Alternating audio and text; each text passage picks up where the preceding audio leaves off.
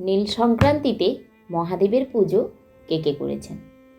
আমি তো করেছি, আপনারাও নিশ্চয়ই করেছেন।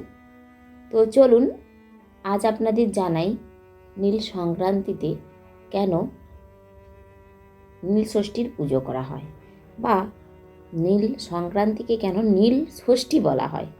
বছরের শেষের আগের দিন, অর্থাৎ চড়ক পুজোর আগের দিনকে বলা হয় নীল সংক্রান্তি বা নীলের বার বা নীল ষষ্ঠী। এই দিন বাঙালি ঘরের প্রতিটি মেয়েই কম বেশি পালন করে থাকে নীলকণ্ঠ মহাদেবের ব্রত। নীলকণ্ঠ মহাদেবের পুজোর জন্য বেশি কিছু কিন্তু লাগে না, শুধু সামান্য একটু ভক্তি যথেষ্ট। তার পুজোতে কোনো আয়োজন আড়ম্বর কোনো কিছুই প্রয়োজন হয় না। আপনি সামান্য একটু শ্রদ্ধা ভক্তি নিবেদন করলেই ভোলা মহেশ্বর শিব আপনার প্রতি সন্তুষ্ট। আমাদের ছোটবেলা থেকে মা, জেঠিমা, ঠাকুমা সবাইকেই দেখেছি এই ব্রত পালন করতে, এবং আমরাও জ্ঞান হওয়া থেকে কোনো ব্রত পালন করি বা না করি এই নীলের বারটা করতাম। তখনও কিন্তু জানতাম না যে এই ব্রতটা কেন পালন করা হয়। সবাই বলতো স্বামীর জন্য, ভালো শিবের মতো স্বামী পাওয়ার জন্যই নাকি মেয়েরা এই ব্রত করে। কিন্তু না বন্ধুরা, নিজের সন্তানের জন্যই পালন করা হয় নীল ষষ্ঠীর ব্রত। নিজের সন্তানের সুরক্ষার জন্য, নিজের সন্তানকে দীর্ঘজীবী করার জন্যই পালন করা হয় নীল ষষ্ঠীর ব্রত। এ নিয়ে লোককথাও রয়েছে। তা প্রথম আপনাদের লোককথাটি দিয়েই শুরু করি। পুরাকালে এক ব্রাহ্মণ ছিলেন। ওনাদের কোনো সন্তান ছিল না। ওনাদের সন্তান ছিল না বলা ভুল হবে, সন্তান ছিল, কিন্তু প্রতিবারই সন্তানরা অকালে তাদের মৃত্যু হয়ে যেত। তাই ব্রাহ্মণ এবং ব্রাহ্মণীর খুবই দুঃখ ছিল। একদিন তারা সেই দুঃখে কাশীর গঙ্গার ঘাটে বসে ব্যাকুল নয়নে বিলাপ করছিল। এমন সময় মা ষষ্ঠী তাদের সেই কষ্ট দেখে তৎক্ষণাৎ এক ব্রাহ্মণীর বেশে সেখানে উপস্থিত হন এবং তাদের বিলাপের কারণ জিজ্ঞাসা করলে তারা তাদের দুঃখের কারণ বলেন। তারপর মা ষষ্ঠী তাদের জানান যে এই নীলের ব্রতের কথা। তাদেরকে বলেন যে তোমরা কি এই নীলের ব্রত করো? তারা তখন বলে যে আমরা তো নীলের ব্রত তো দূর, এই রকম যে কোনো ব্রত হয় এর নামটাই কোনো দিন শুনিনি, এটা করা তো অনেক দূরের কথা।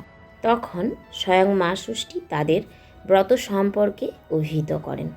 মা ষষ্ঠী বলেন, পুরো চৈত্র মাস জুড়ে সন্ন্যাস থেকে ভগবান শিবের পুজো করতে, তারপর সংক্রান্তির আগের দিন সারাদিন উপোস করে সন্ধ্যার সময় নীলাবতীর পুজো করে নীলকণ্ঠ শিবের ঘরে বাতি জেলে মা ষষ্ঠীকে প্রণাম জানিয়ে তবেই জল খাবে।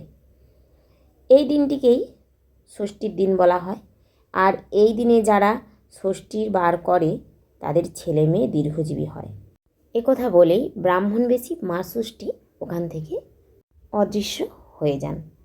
তারপর ব্রাহ্মণ এবং ব্রাহ্মণ পত্নী স্বয়ং মা ষষ্ঠীর কাছে এই পুজোর নাম শুনে নিজেরা সেইভাবেই ব্রত পালন করেন এবং তারপর তাদের সন্তান হয় এবং সেই সন্তান দীর্ঘজীবীও হয়।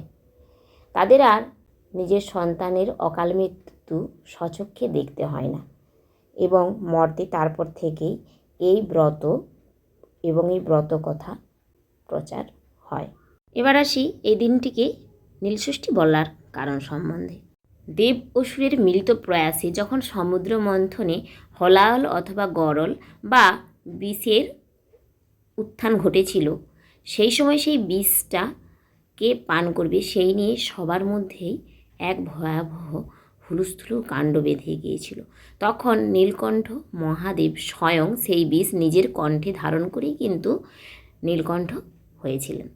কথিত আছে এই দিনই দেবী নীলাবতীর সঙ্গে নীলকণ্ঠ মহাদেবের বিবাহ হয়েছিল। লীলাবতী বা নীলচণ্ডিকা বা নীলা, যাই বলুন না কেন, এটা তো দেবী পার্বতীরই অপর নাম।